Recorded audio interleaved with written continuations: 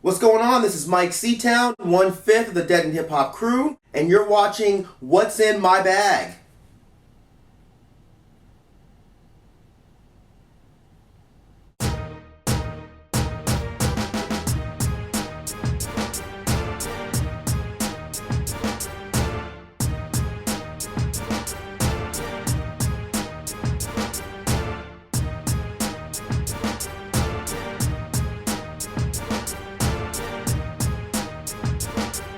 So I found some great records here at Amoeba Records. So first one I'm going to show, this is At the Gates, Gardens of Grief. This was a record store day release, and I already own the CD. Not really sure why I bought this record, but I just had to because it's fucking awesome.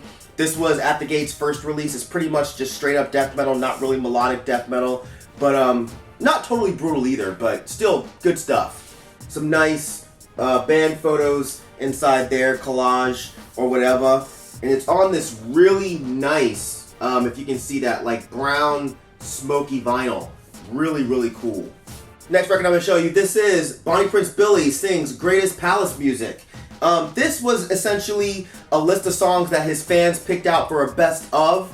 And instead of just releasing the songs as is, he actually went and re-recorded the songs at some fancy schmancy Nashville studio. And it actually sounds really awesome. You got a bunch of studio musicians to contribute some instrumentation on this, but it's a really cool record. Here's the inside here, and of course, back cover with the man. Next record I'm going to show you, this is actually an interesting find here at Amoeba Records. This is Doom, World of Shit. I had this record back in the day, and of course, when I went through that weird phase that I went through, I got rid of it, and I'm glad to own it again, thanks to Amoeba Records. This is 30 minutes of just crust punk brutality. It's super dirty, ugly as shit, just so damn good. It actually came with 2 inserts here. I'm not really sure why. So if there's anybody out there that for some reason needs a Doom insert, pay for shipping and it's yours. Next record I'm going to show you, this is Enslaved, The Sleeping Gods. This was originally released as a free digital EP by Scion, of all places. I don't know how many of these were released on vinyl. I know it's relatively limited. I didn't even know until I was at Amoeba that this was released on vinyl. So, thank you, Amoeba. This is some great stuff. Awesome melodies, driving guitars, your typical Enslaved material, but this is just a really, really cool thing to have. Next record I'm going to show you, this is Flatliners USA. Who remembers these guys, man? This was another horrorcore group. They came around the same time as Gravediggers. They had the same kind of style.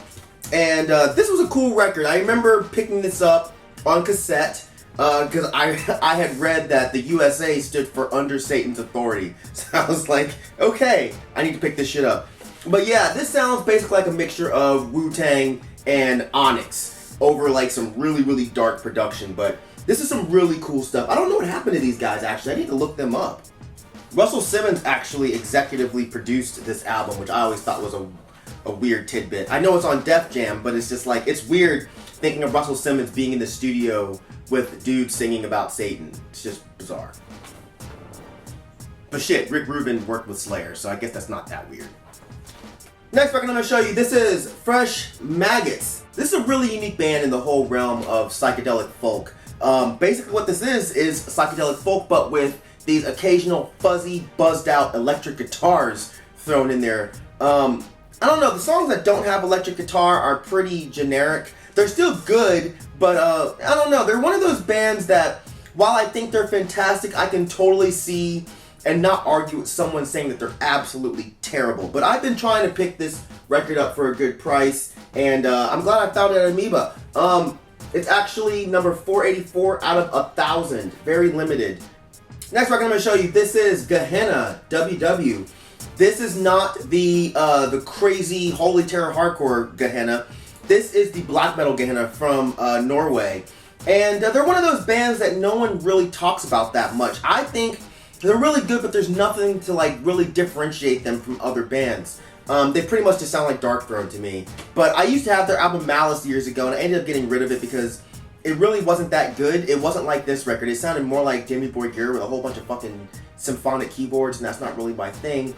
But this album is just really more straightforward, Dark Throne-ish. Good stuff, actually. Next record I'm going to show you, this is Ire. I Discern an Overtone of Tragedy. I'm sure not many people remember these guys, but they were a Canadian metal hardcore band way before metalcore was actually a thing. But they were really, really good. Kind of a mix of like Bloodlet, Coalesce, and maybe Disembodied. But yeah, pretty dark and pretty weird stuff, so awesome find. Next record I'm going to show you, this is Marduk, Frontschwein. I'm not going to talk a lot about this because I actually did a review of this album on my channel, so make sure you check that out. But I absolutely love this album. It's definitely one of the best of the year. And one of Marduk's better records, actually, in my opinion. But really cool front cover, back cover. Nice insert. But if you have not heard this album, just great, fast, blasting, intense black metal. Africa. Go listen to that song. That's my favorite song on this album. But this shit is just fucking killer. Now this next record I'm going to show you was a fucking awesome find. This is Morbid, Year of the Goat. For those of you not familiar with Morbid, Morbid was an old school blackened death metal band with Dead of Mayhem on vocals, but this is seriously so fucking good. It's kind of like in the vein of Sarcophago or Grotesque, but I actually like this more than those bands. If you want me to be honest, I actually prefer this album over Death Crush. I know you guys are going to start sending me fucking hate mail more than you do now, but I don't care. This is awesome.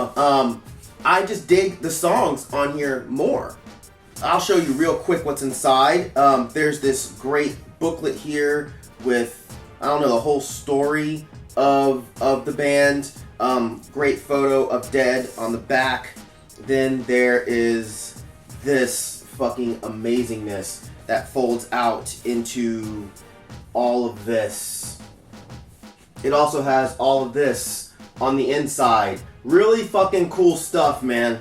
If you're a black metal fan or a fan of just like that old school kind of death thrash sound, I really urge you to give these guys a shot. They're fucking rad. Next record I'm going to show you, this is Ormgard with Ormblot. This is a Swedish black metal band. Really fucking awesome. Sounds like an uglier, dirtier Emperor. Like back when they were the Hordanes Land era Emperor. This is fucking awesome stuff. And I've been looking for this record for a while at a decent price, and of course Amoeba had it. I actually didn't pick this up for a while because I wasn't sure about their political affiliations until I looked at the back of the record and it says Ormgard is not a political band.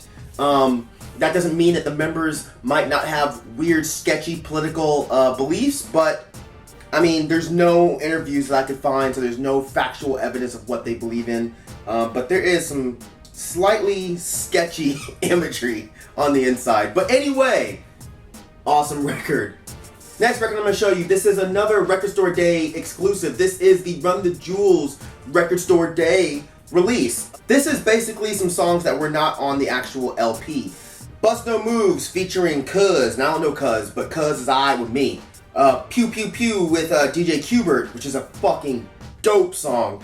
Love Again featuring Gangsta Boo, which Gangsta Boo's verse was not able to be featured on the actual release, the official release, but I don't remember why. And Blockbuster Night Part 2 with Despot and Wiki from Rat King. So yeah, this is a cool thing to pick up, and it just looks fucking awesome, man. You know? Next record I'm going to show you, this is another Record Store Day release. This is the Swans EP. This was their very first official release, I believe. And while this isn't some of my favorite Swans material, it's actually okay. It's pretty cool. It's not as noisy as the stuff that I like, and it also has kind of an actual musical path. It's almost gothy the way the bass lines are. It's not abrasive enough for me to really find that interesting. But the saxophone on here is actually kind of cool. But I mean, for something that came out in 1982, you know, and plus I'm a completist, so I kind of just had to have it. Last record I'm going to show you guys, this is, whoa, alright. This is the Triple X comp, Some Ideas Are Poisonous. This was a compilation released by Ebullition Records way back in the day. And this is an interesting record for a number of reasons. You know, a lot of people refer to this as a straight edge comp, regardless of the fact that it actually had a name, but I think this offered a different side of straight edge. It wasn't all tough guy, chugga chugga, you know, with boring lyrics about being sober. This actually introduced people to the more political side of straight edge bands, which I think is great. And it made people realize that straight edge wasn't just about, you know, just not drinking. And, you know, these bands actually really had something to say. These were straight edge bands that, you know, we're talking about real issues, as not drinking is not really a world issue. It's a personal issue. But the Monster X song, Don't Get, the Frail song, Tear It Down, Tear It Down. I still love Frail. No one's gonna get that. The Pogrom song, man, has to be the weirdest song from any straight edge band, I would think. Groundwork, of course. Fucking awesome band. Which victim are you in this golden age of slavery? And on which channel do you watch the festivities? Fucking awesome. Threadbare, another really kind of genre-bending band for the time. You know, it was my first introduction to them on this record, but really emotive and really unique in the hardcore scene. But my favorite song on this whole album was the Endeavor song. Man, that Endeavor song is just so fucking good. Burn in hell! I love that song. So even if you're not straight edge, which I am not, I think this is an absolutely fantastic comp to pick up if you can find a copy of it. So that's it. I want to thank Amoeba Records for not knowing who the fuck I am and not really having anything to do with this video. But I want to thank them anyway because they're an awesome store and I picked up some awesome records. So yeah, you know how we do in these motherfucking streets. Thank you for living, thank you for loving, thank you for being you, and I will see you guys next time. Alright? Peace, bitches!